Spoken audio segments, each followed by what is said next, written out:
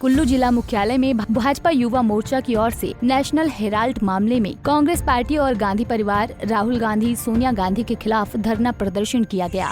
इस दौरान प्रदर्शनी मैदान से लेकर ढालपुर चौक तक भाजपा युवा मोर्चा के कार्यकर्ताओं ने कांग्रेस पार्टी, राहुल गांधी, सोनिया गांधी के खिलाफ जमकर नारेबाजी की। ढालपुर चौक पर भाजपा युवा मोर्चा के कार्यकर्ताओं ने राहुल गांधी का पुतला फूंककर विरोध जताया। इस दौरान भाजपा युवा मोर्चा के कार्यकर्ताओं ने प्रदेश की सुक्खू सरकार के खिलाफ भी जमकर नारेबाजी की और विरोध जताया। इस विरोध प्रदर्शन में बंजार से बीजेपी विधायक सुरेंद्र शौरी भी मौजूद रहे। उन्होंने कहा कि बहुत शर्म की बात है कि जिस नेशनल हेराल्ड अखबार का एक भी पन्ना हिमाचल प्रदेश में नहीं आता, उसको हिमाचल की सुक्खू सरकार ने 2 करोड़ 43 लाख रुपए विज्ञापन के लिए जारी किया।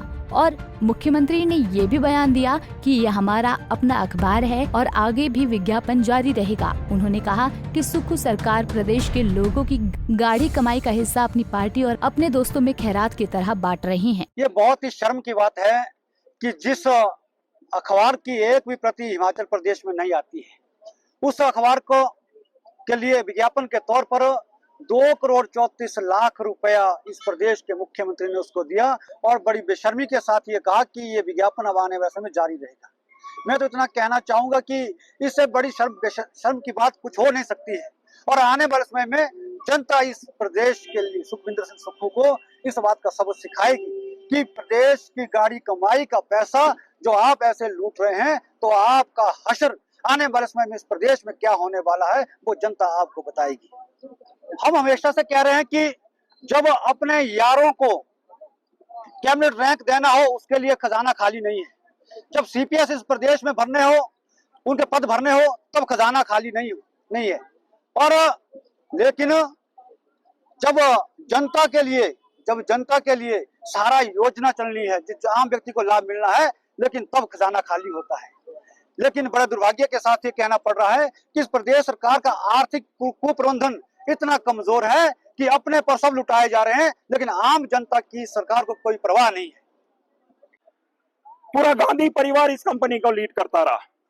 शुरुआत नेहरू जी ने की, उसके बाद इंदिरा जी ने इसको चलाया, इंदिरा जी के बाद राजीव गांधी जी ने इसको चलाया, राजीव जी के बाद इसको सोनिया गांधी और राहुल गांधी इसको अब लीड कर रहे हैं। लेकिन समय के साथ इसमें 3 बातों को समझना बहुत अनिवार्य है। एक तो एजेएल कंपनी का नाम बताया, दूसरी कांग्रेस पार्टी बीच में आ गई, और तीसरी एक कंपनी जो नई 2010 में लॉन्च होती है, सोनिया गांधी और राहुल गांधी, जिनका उस कंपनी में लगभग 38% शेयर रहता है, लगभग 76% का शेयर इन दोनों का है। इसमें ये 3-4 लोग और जुड़ते हैं और इस कंपनी का मोतीलाल वोहरा इस कंपनी में रहते हैं, जो अब धरती पे नहीं है। लेकिन 2010 में वो कंपनी बंद हो जाती है और कांग्रेस के सोनिया गांधी जी और राहुल गांधी को लगता है कि अब नई कंपनी को उस पुरानी कंपनी को शिफ्ट करना चाहिए, क्योंकि कंपनी कर्ज में थी। लगभग 90 करोड़ का कर्ज उस कंपनी के ऊपर था, लेकिन इन्होंने 50 लाख में राहुल गांधी और सोनिया गांधी ने यंग इंडियन लिमिटेड कंपनी के नाम से आप एजेएल कंपनी को खरीद लेते हैं। अरे भाई, ऐसा कैसा हो सकता है?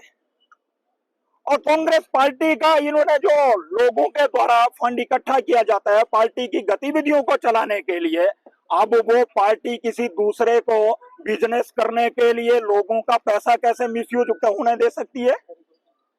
इसलिए पूरा लीगली विषय है। और जो इन्होंने यंग इंडिया कंपनी जो इन्होंने लिमिटेड कंपनी बनाई, उसके नाम से पूरी संपत्ति जो नेहरू जी ने कंपनी बनाई थी एजेएल, वो ट्रांसफर करके वो सारी कंपनी का जितनी भी संपत्ति थी वो यंग इंडिया के नाम पे कर दी और उस पे कब्जा पूरा देश भर में ये दिखा रहे हैं कि ये कंपनी हमने ये बनाई है और इसका सारा ये है। इसलिए ईडी इसकी पूरी जांच कर रही है और ये अभी का मुद्दा नहीं है। ये 2000 अगर इसका हम पूर्व में देखेंगे, 2012 में सुब्रमण्य स्वामी जी ने इसको कोर्ट में याचिका दायर की थी और इस पे धीरे धीरे एक्शन होना शुरू हुआ और ये ईडी के पास, कोर्ट के पास मामला था। और ये तब का मामला जब कांग्रेस देश पर राज करती थी, यूपीए सरकार देश पर राज करती थी, मनमोहन सिंह जी देश के प्रधानमंत्री थे, तब का मामला है। लेकिन इसकी इन्वेस्टिगेशन धीरे धीरे होती रही और ईडी अब इस स्थिति पर पहुंची है कि ये पूरा विषय जनता के सामने आ रहा है।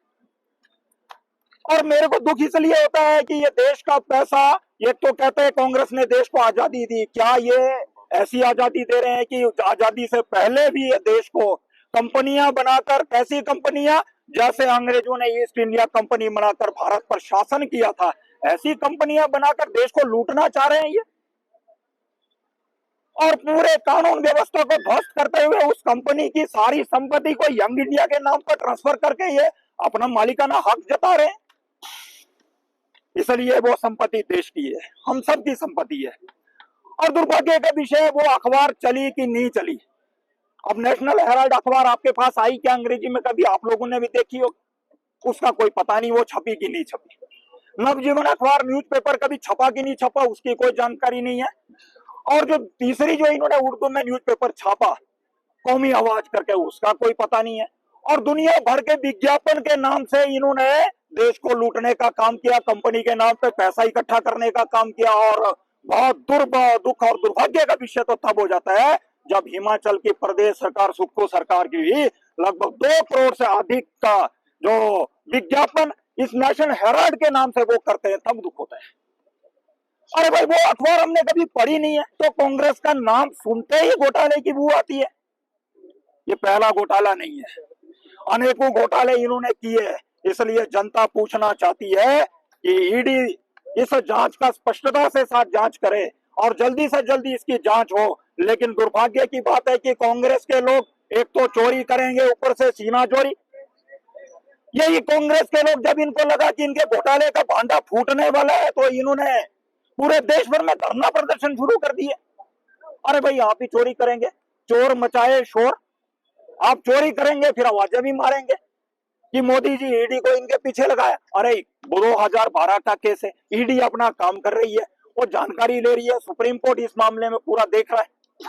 अब मोदी सरकार कहां से आ गई? जो भी घोटाला करेगा वो बचेगा नहीं। ये आज का नहीं है, जब देश के यशस्वी प्रधानमंत्री नरेंद्र भाई मोदी जी ने शपथ ली थी, तब उन्होंने संकल्प किया है कि घोटालेबाज अगर पाताल में भी छिप जाए वो बचने वाले नहीं है। मोदी जी का संकल्प है, उसी संकल्प को साकार करने में लगे और ईडी अपना काम कर रही है।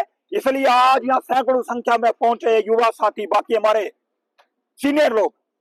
हमारी एक ही मांग है कि कांग्रेस सरकार का या गांधी परिवार का, सोनिया गांधी, राहुल गांधी का ये नेशनल हेराल्ड घोटाला जो है, ये जनता के सामने आना चाहिए।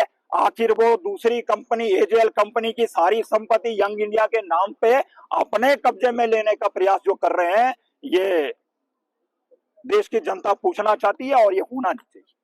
भी घोटाला देश में नहीं होता है, इसलिए बहुत गर्व होता है कि हम ऐसे पार्टी में जुड़े हैं। और एक तरफ कांग्रेस पार्टी है जिनका इतिहास घोटाले से शुरू होता है, आजादी से पहले से ही नींव रख दी गई, और अभी तक भी घोटालों के जो सारे इनके खड्डे हैं वो सबको दिख रहे हैं। देश को किस प्रकार कंपनियां बनाकर लूटने का काम किया। इतना ही मेरा आप सबसे कहना है कि ये विषय समाज तक और अधिक तक इसकी जानकारी जानी चाहिए। पंजाब केसरी टीवी के लिए कुल्लू से दिलीप ठाकुर की रिपोर्ट।